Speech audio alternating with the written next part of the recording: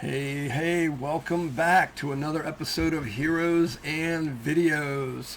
Today we're going to discuss a recent trip I made to a comic convention, VA COMICON in Richmond, Virginia. It was a great show, met a lot of dealers, met the gentleman who runs it. It was just an awesome show. A lot of comic books, a lot of other things, but I was there for the comic books. So I've got some footage here first for you from the show, and then after that we'll be reviewing this stack of books that I picked up, including, if you stick around to the end, you'll see some books where I completed a run that I've been working on for, frankly, a long time, as well as just a great older early 60s Marvel that I've been looking for some time too. So would love for you to hit like, subscribe to the channel, hit notifications, all that good stuff. So with no further ado, let's roll that beautiful bean footage. Hey, Heroes and Videos here. It's a Saturday, the family's out of town. I don't have to cut grass for a change, and I am heading to a comic convention. Very excited. Nothing major that I'm looking to pick up. It's kind of a smaller convention, but it sounds like some dealers will be there that I've visited in the past, so I'm super excited to get on the road. Of course, I am about a half an hour late, but that's not unusual. I did not pay for the early bird tickets on purpose because I figured I might be rolling out. Got a workout in this morning, ready to roll, got the backpack ready to load up and heading out. So we'll talk to you soon.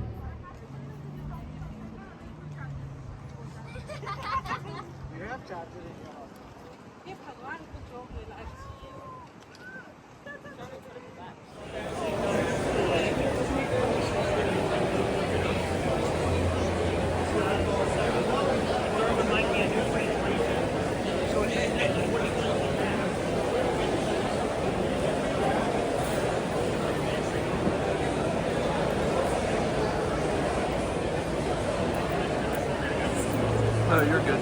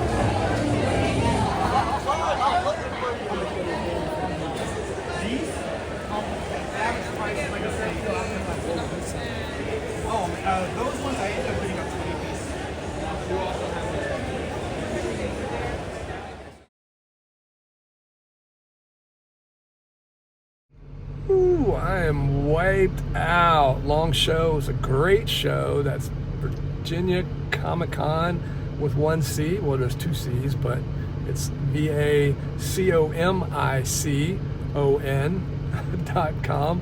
It's a great show, but I'm wiped out. I need to get something to eat. We'll be looking at what I picked up when I get back to the house.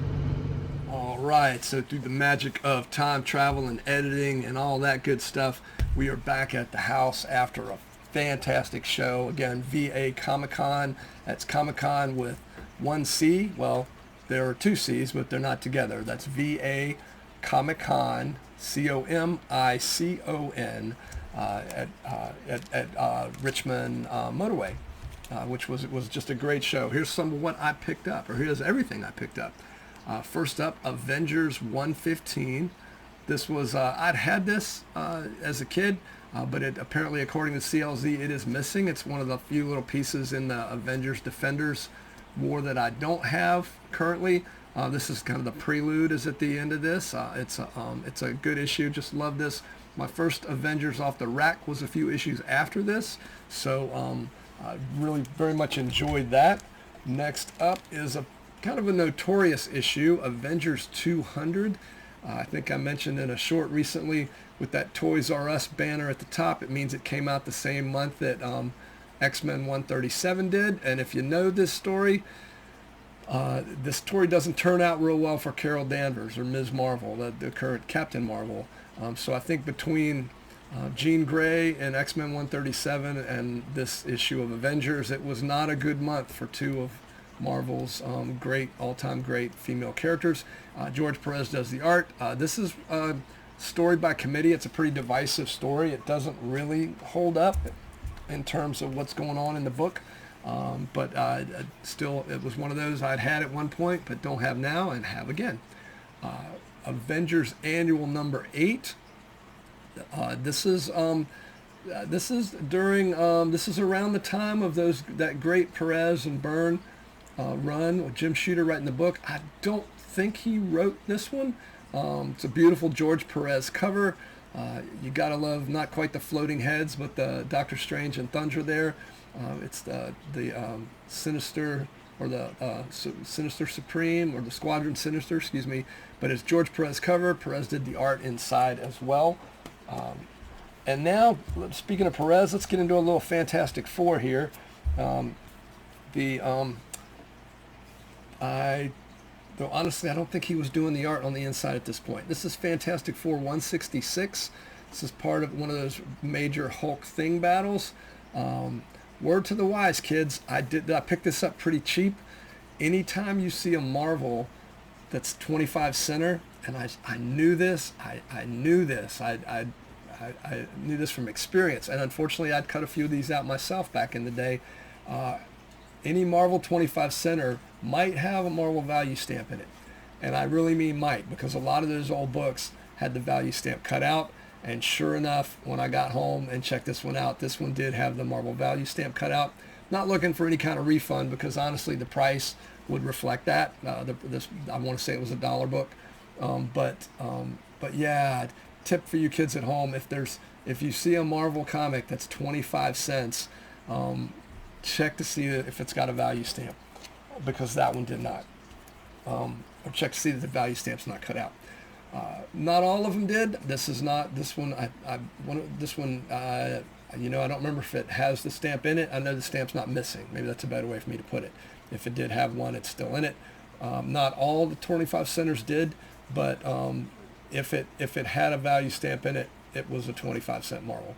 This is where Luke Cage joins the group, Power Man there for a few issues, and this was completing a little run that I had of Fantastic Four issues, so I was missing those. And this one too, this pretty much completes my Byrne run of Fantastic Four. Somehow I was missing issue 251. Love John Byrne's run on this book, and this is where they're going into the negative zone. It's just a beautiful cover. And again, it's just one that somehow slipped through the cracks, but it now completes my my John Byrne run on Fantastic Four. Speaking of runs, this is Invincible Iron Man 102, Dawn of the Dread Knight. who wasn't a huge villain for Iron Man, but he did pop up a few times, particularly in Denny O'Neil's run. I believe this is also, yeah, this is also a Perez cover, which is pretty neat. And who is the inker? Oh, Pablo Marcos. So Perez did not do the interiors of the book, but he did this cover, which is pretty. And again, it covers a gap. I have a lot of gaps in Iron Man around this period, but this is filling one of them. Next up, there were, I want to say Brian. I'll put some comments, or I'll put the dealers' information, the ones I got to talk to, I'll put down in the description. One of the folks there had a number of these Alex Ross covers, and the covers almost never have anything to do with the book, but I just thought they were pretty. That was Galactus and Green Goblin. I think this was Hallows Eve #1, if I recall, which I had not read that book, but I read this after getting it, and it was a pretty neat story with a character, the female character that was with Ben Reilly in those the issues of Spider-Man a few years ago, where Reilly had kind of taken over as the main Spider-Man character for a while. I think Pete was in the hospital at that point. But yeah, love that Green Goblin cover. And then last up is Mephisto. I don't know if you remember in Thor Ragnarok, there was a scene where Loki, the wormhole or whatever above the planet in Thor Ragnarok, they were referring to as the Devil's Anus, and that was kind of a running joke in that movie. Kind of think of this cover as Mephisto's armpit instead of Devil's Anus. So Mephisto's armpit there. But again, just those Alex Ross covers are something else. So I picked up a few of those. Speaking of Thor, Thor 248 was there. So I want to say just a dollar or two. It does, again, help fill in some Thor gaps I have in the 200s. Went ahead and picked that up. It's not, it's John Buscema Thor on the inside, which is always good stuff. But nothing extraordinary about that one. Next up, love this. Found one of those Power Records, Amazing Spider-Man. You see it's Amazing Spider-Man 124, which I've mentioned on another video. One of my all-time favorite covers. But this is one that's got, it's got the 45 inside. I don't know if you all have ever listened to these, but the little 45 record inside actually has the story in it. It's played out like it was radio or something. It's all the sound effects and everything. You literally hear the record come alive, as it says right here on the cover. It is in terrible shape, but it was a really good deal. I had this one at some point as well. Got a few of them here behind me I've tried to collect, or have picked up, some of which I think this is the original I had. But there you'll see where in the Captain America here, from Captain America 168, it's got the 45 in the back there. So just love that. Love those. Tell you what, we're going to put that down there for a minute. But just thought that was just a neat find. You'll see it you did see it, I guess. I zoomed in on it on the video of the show. A couple of Captain America books. Speaking of Captain America, Captain America 114, The Man Behind the Mask. This is right on the heels of Jim Steranko's short-lived run on the book. John Romita there's doing the cover. He does the inside of the book as well. It's really neat. Kind of sets a new status quo for Captain America.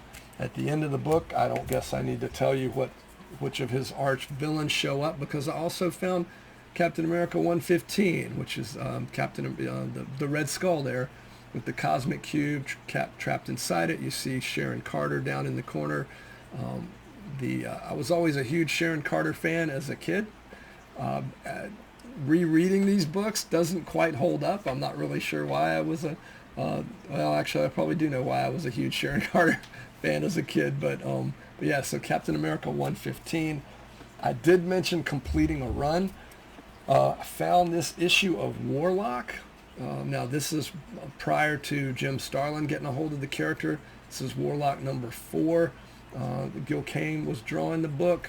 For the life of me, I do not recall who was writing it, but it's those issues where he's on Counter-Earth, and it only ran for 15 issues. The first 8, I think, ran consecutively. Then there was a gap for a number of years before Jim Starlin took over with issue 9 and ran it up through issue 13.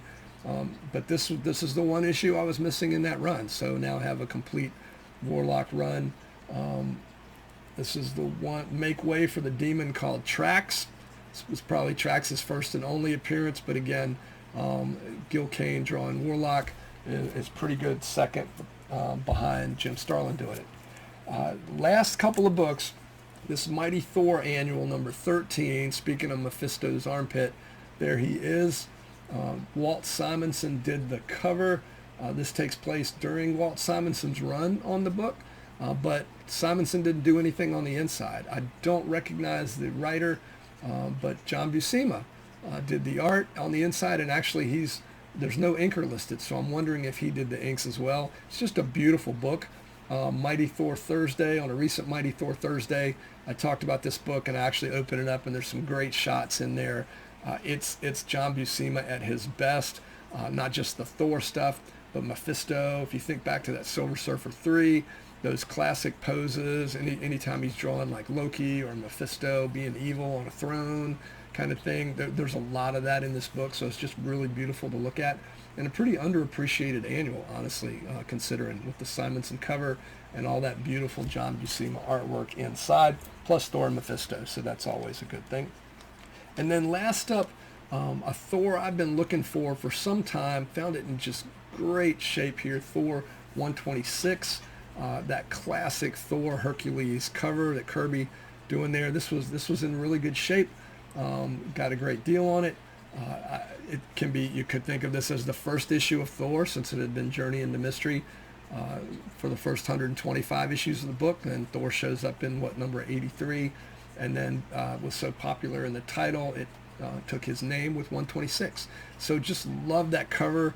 It's been homaged any number of times over the years, but this is one of those that I was really looking for. And fellow Matthew, I do not recall his last name. I've got his card. I'll be putting up contacts for a lot of these folks at the show in the comments and description for the video. Again, VA Comic-Con. It's run by a gentleman named Brett. It was just a really great show. I know a lot of these cons that have things other than comics sometimes get a bad rap. This one wasn't like celebrity driven or anything. There were a lot of folks there with toys and games and cards and things, but a solid number of dealers at the show that just were great to talk to. I think heroes aren't hard to find. The folks that put on the Charlotte Con were there. Again, I'll put folks in the comments. Guy named Rudy with Black Cat Comics, I think was the name of the outfit. Collector's Attic, I believe, was another one. That was the gentleman that had the Alex Ross stuff. But yeah, I'll put more information in the comments and the description below. Check them out. And let me know in the comments if you've been to a great show recently, and what you would recommend in terms of shows in your area. I would love to hear what you think about the books I picked up. In the meantime, would love to have you subscribe to the channel. And as always, keep reading comics, keep going to see movies, and be kind to each other.